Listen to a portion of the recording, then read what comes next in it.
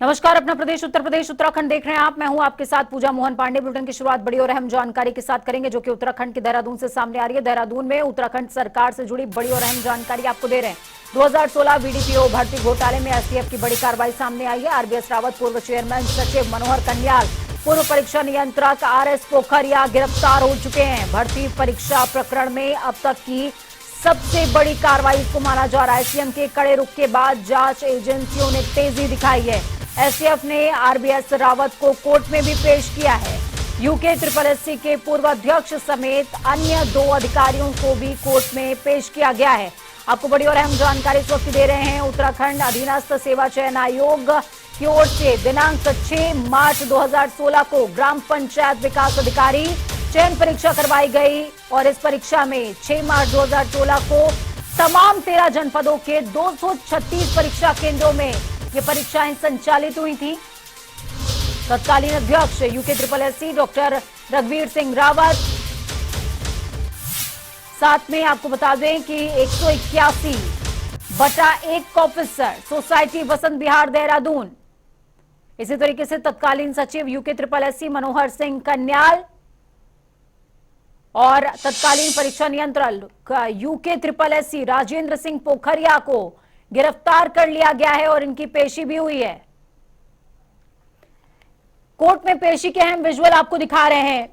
Court में पेशी के अहम विजुअल आप देख पाएंगे अभी अपनी टीवी स्क्रीन पर। देखिए किस तरीके से मास्क के सहारे चेहरा छुपाते हुए ये तमाम अधिकारी नजर आ रहे हैं और इसको एसटीएफ की सबसे बड़ी जीत के तौर पर अभी तक देखा जा रहा है। और सीएम पुष्कर सिंह धामी ने जिस तरीके से एक्टिवनेस इस पूरे मामले में दिखाई है, उसके बाद तेजी एजेंसियों ने दिखाई और आज ये गिरफ्तारियां हुई हैं, ये अपने आप में बड़ी बात थी।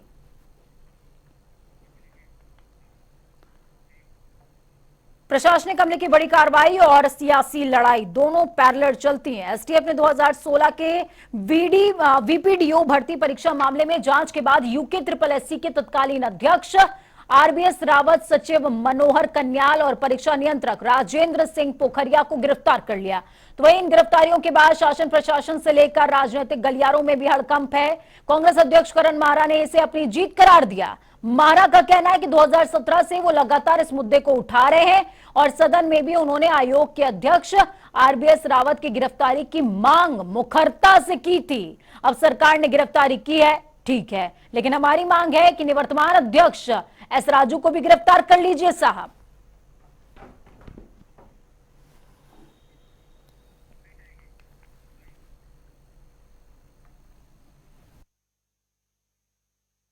निश्चित ही एक बड़ा कदम है और मैं लगातार, आपको याद होगा 17-18 की विधानसभा में मैंने विधायक के तौर पे, डिप्टी लीडर के तौर पे इस विषय को विधानसभा में उठाया था और तत्कालिक संसदीय कार्य मंत्री आदरणीय प्रकाश पंत जी ने इस मामले में सरकार की तरफ से बयान दिया था कि टैंपरिंग ऑफ इन कॉपीज हुई है और रणबीर सिंह जी की जांच में ये पाया गया और हम दोषियों के खिलाफ कार्रवाई करेंगे।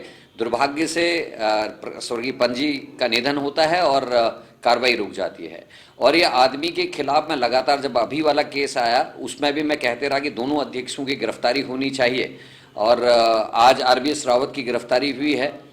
निश्चित ही बड़ा कदम है। अब देखना है कि सरकार इसको किस तरीके से लेती है, पैरवी ठीक से करती है नहीं करती, क्योंकि आज 4 लोगों की जमानतें भी हुई हैं कमज़ोर पैरवी की वजह से और आरबीएस रावत से अगर सख्ती से पूछताछ होगी तो निश्चित ही कई चीजें खुल के आएंगी।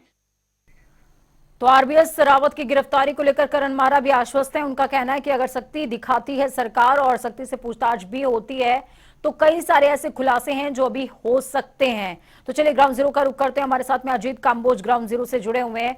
अजीत, क्या कुछ अपडेट है? एसटीएफ की अपने आप में ये सबसे बड़ी कार्रवाई है अभी तक की और करण मारा साफ तौर पर कह रहे हैं कि एस राजू की भी गिरफ्तारी होनी चाहिए, हालांकि संतुष्ट नजर आ रहे हैं इस गिरफ्तारी से। बिल्कुल पूजा, अगर उत्तराखंड एसटीएफ की बात की जाए तो अब तक की सबसे बड़ी कार्रवाई है कि एक पूर्व आईएफएस अधिकारी जो यूके SSSC के तत्कालीन अध्यक्ष थे 2016 वीपीडीओ भर्ती मामले में, उनकी आज बड़ी गिरफ्तारी हुई है। इसके बाद जो दूसरी बड़ी गिरफ्तारी है वो पीसीएस अधिकारी मनोहर कन्याल की है, जो मौजूदा समय में संयुक्त सचिव लेखा के पद पर सचिवालय में कार्यरत है और तत्कालीन सचिव यूके SSSC की जिम्मेदारी इनके पास थी। इसके अलावा जो तीसरी बड़ी गिरफ्तारी है वो परीक्षा नियंत्रक की है, तत्कालीन राजेंद्र पोखरिया की। ये उस वक्त परीक्षा नियंत्रक थे जब 2016 में वीपीडीओ भर्ती परीक्षा आयोजित की गई। तो इन तीनों की गिरफ्तारी एक बड़ी गिरफ्तारी बताई जा रही है एसटीएफ की तरफ से। 2017 से मामला लगातार विचाराधीन था। शिकायतें इसमें कई दौर की गई थी तमाम अभ्यर्थियों की तरफ से कि ओएमआर शीटों में यहाँ पर गड़बड़ियां की गई है और छेड़छाड़ के बाद तमाम जो अभ्यर्थी थे उनको पास किया गया है। और उसके बाद से ही पुलिस इसकी जांच कर रही थी और अगस्त 2022 में मुख्यमंत्री पुष्कर सिंह धामी के निर्देशों के बाद इसकी जांच एसटीएफ को हस्तांतरित की गई और लगातार जांच इस पर चल रही थी। और दूसरा महीना ही कहा जाएगा कि अगस्त के सितंबर और अक्टूबर के पहले हफ्ते में इसमें बड़ी गिरफ्तारियां एसटीएफ की तरफ से की गई है 3 बड़े अधिकारियों की। पूर्व आईएफएस अधिकारी रहे हैं रघुवीर सिंह रावत, त्रिवेंद्र सिंह रावत सरकार में भी इनका कद बढ़ा था और सीधे तौर पर तीरथ सिंह रावत सरकार में अगर देखा जाए तो उनको प्रमुख सलाहकार नियुक्त किया गया था उत्तराखंड सरकार का। तो साफ समझा जा सकता है कि रघुवीर सिंह रावत का कद कितना बड़ा था सरकारों में और अब धामी सरकार में आकर इनकी गिरफ्तारी हुई है। तो जिसके बाद से ही शासन प्रशासन के साथ ही राजनीतिक गलियारों में भी हड़कंप मचा हुआ है। सभी चारों तरफ इस बात की चर्चा हो रही है कि भ्रष्टाचार को लेकर जो जीरो टॉलरेंस की नीति पुष्कर सिंह धामी सरकार अपना रही है उसका कहीं ना कहीं रिजल्ट भी मिलता हुआ नजर आ रहा है। यूके ट्रिपल एस से एक बड़ा भर्ती घोटाला निकलकर सामने आया है पेपर लीक का और उसके बाद से ही तमाम भर्तियों में यहाँ पर घोटालों की बातें सामने आ रही है, चाहे फिर 2015 के दरोगा भर्ती घोटाले की बात हो या फिर 2016 के वीपीडीओ भर्ती घोटाले की बात। तो ग्राम पंचायत विकास अधिकारी भर्ती घोटाले में 3 बड़े अधिकारियों की गिरफ्तारी होना इस बात को सही साबित करती है कि धामी सरकार भ्रष्टाचार के खिलाफ जीरो टॉलरेंस है। लेकिन जिस तरह से विपक्ष के नेता करण मारा का साफ तौर पर कहना है कि गिरफ्तारी हुई है उसकी हम तारीफ करते हैं, लेकिन इसके निर्णय भी सार्थक जाने चाहिए क्योंकि कई लोग ऐसे हैं जो अभी भी पर्दे के पीछे हैं। गिरफ्तारियों में कोई सबूत ऐसा ना छूटे कि किसी को भी बचाने में वो काम आ सके। और तो जिस तरीके से आरबीएस रावत का वो नाम ले रहे हैं, करण मारा खुले तौर पर नाम ले रहे हैं और कह रहे हैं कि उनसे पूछताछ तो होनी ही चाहिए और अगर उनसे पूछताछ होती है तो कई और ऐसे लोग हैं जिनकी गर्दन पकड़ में आएगी।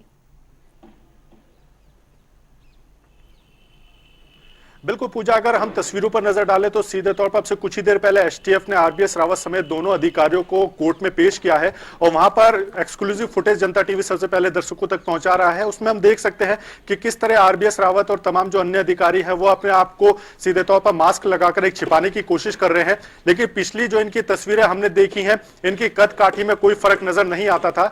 2016 भर्ती प्रकरण जब उछला वीपीडीओ मामला तो उसके बाद पद छोड़ने को लेकर जब इनसे सवाल पूछा गया था तो इनका साफ तौर पर कहना था कि वन विभाग के मुखिया होने के नाते इनकी प्रदेश में एक स्वच्छ छवि थी और यूके ट्रिपल एससी अध्यक्ष होने के नाते जब वीपीडीओ भर्ती घोटाले उजागर होने लगे तो छवि पर कोई दाग न लगे इसके चलते इन्हें खुद से ही अपना पद छोड़ दिया है। लेकिन अब जब आज इनकी गिरफ्तारी हो चुकी है भर्ती मामले में, पहली बड़ी गिरफ्तारी यह हुई है वीपीडीओ भर्ती घोटाले में और खुद आरबीएस रावत तत्कालीन अध्यक्ष गिरफ्तार हुए हैं, तो समझा जा सकता है कि पहले का इनका रुख किस तरह का रहता था, क्या इनकी तस्वीरें थी, क्या इनका जो मुखौटा कहा जा सकता है उसके पीछे का इनका काम था, वो अब एसटीएफ की जांच में खुलकर सामने आएगा।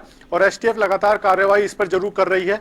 मुख्यमंत्री के साफ निर्देश है कि भ्रष्टाचार को लेकर किसी भी तरह की लापरवाही कोताही ना बरती जाए। इसी का नतीजा है कि फिर UK triple SC paper leak मामले की बात हो, दरोगा भर्ती मामले की बात हो या फिर अब ये सीधे तौर पर वीपीडीओ भर्ती घोटाले की बात हो, गिरफ्तारियां लगातार हो रही हैं। बहुत शुक्रिया अजीत हमारे साथ जुड़ने के लिए, अहम जानकारी ग्राउंड जीरो से साझा करने के लिए। तो बड़ी कार्रवाई एसटीएफ की जिसके बाद लगातार सबकी नजरें धामी सरकार पर और विपक्ष पर भी टिकी हुई हैं कि कार्रवाइयां तो हो रही हैं, क्या इस कार्रवाई से विपक्ष संतुष्ट है?